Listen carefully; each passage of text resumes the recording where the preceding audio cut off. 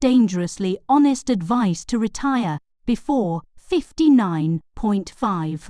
These are the rules, the loopholes, and the brutal trade-offs nobody tells you about retiring before age 59 and a half.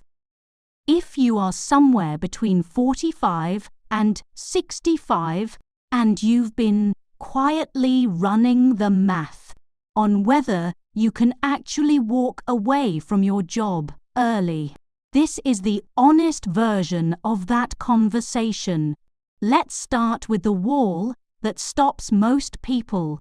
The reason age 59 and a half even matters comes down to one line of the tax code, Internal Revenue Code, Section 72T, which says that if you pull money out of a 401k, a 403b, a traditional IRA, or most annuities before that age, the IRS hits you with a 10% additional tax on top of the regular income tax you already owe.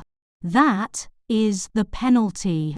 Almost every early retirement strategy you've ever heard about is really just a clever way of getting around that single rule.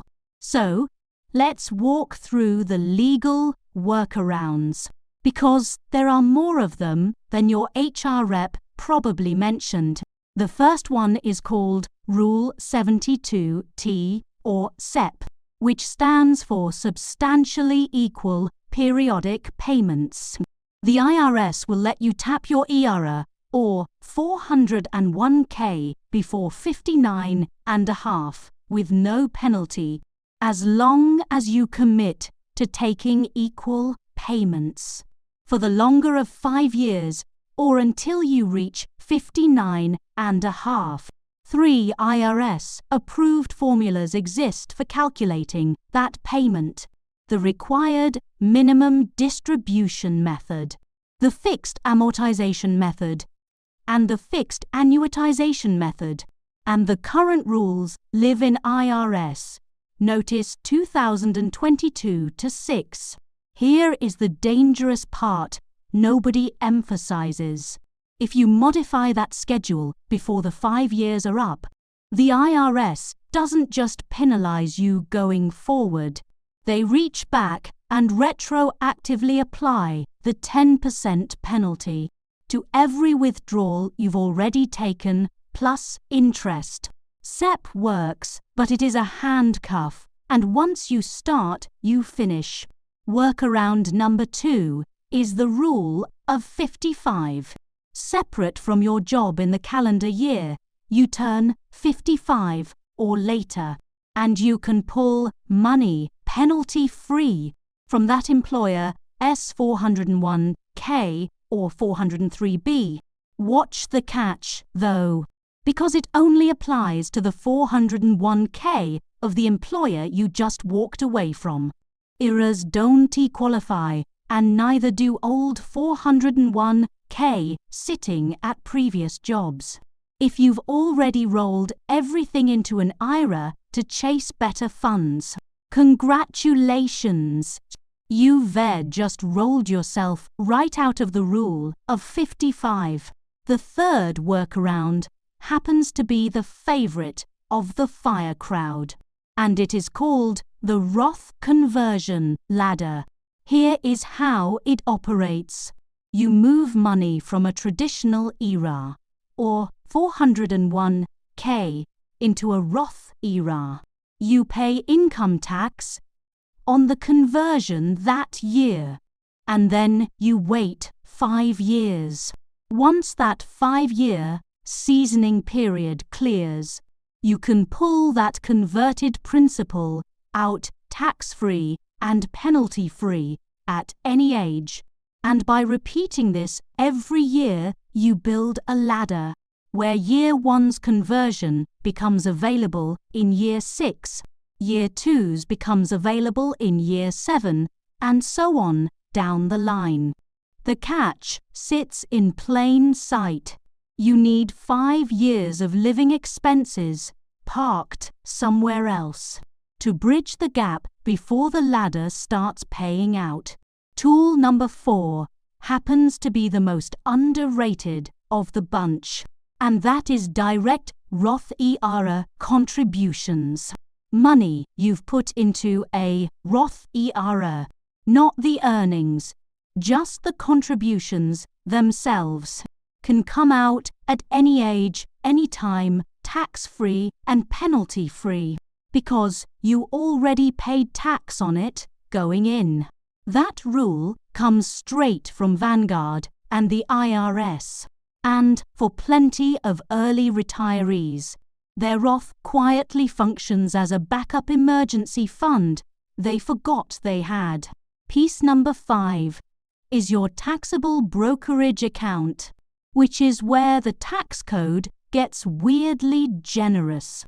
In 2025, single filers with taxable income up to $48,350, or married couples filing jointly up to $96,700, pay a long-term capital gains rate of 0.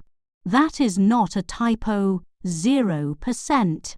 Once you've retired early and you're not pulling a paycheck, you have an enormous amount of room to sell appreciated investments and pay no federal tax on the gains.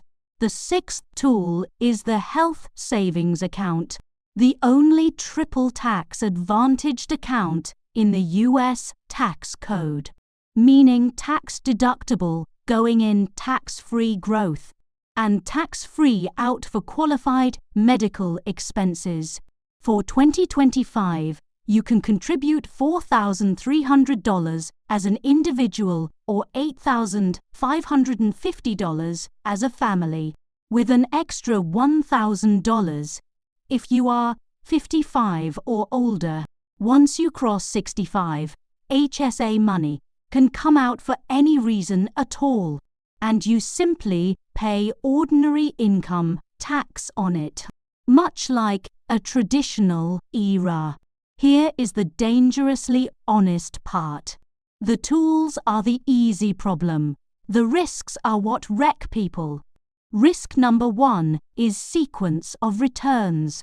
Risk when the market tanks in the first 5 to 10 years of your retirement, while you're also pulling money out. Your portfolio can suffer permanent damage, even if the long-term average returns end up looking fine. The order matters, not just the average. Risk number 2 is healthcare, and this one is brutal. Medicare doesn't begin until 65, which means if you retire at 55, you're staring down a 10-year gap to cover on your own. Unsubsidized acre marketplace plans for a 62-year-old can run more than $1,000 a month. And while income-based subsidies exist, recent legislation only temporarily removed the cliff that used to cut subsidies off at 400% of the federal poverty level. That expansion was set to expire after 2025, and whether Congress has extended it is something you absolutely need to verify before you make any final plans. Risk number 3 is Social Security. The earliest you can claim is 62, but pulling the trigger at 62 instead of your full retirement age of 67 reduces your benefit by roughly 30% for the rest of your life. As of January 2025, the average retired worker was collecting $1,975 a month, and that number shrinks fast when you grab it early.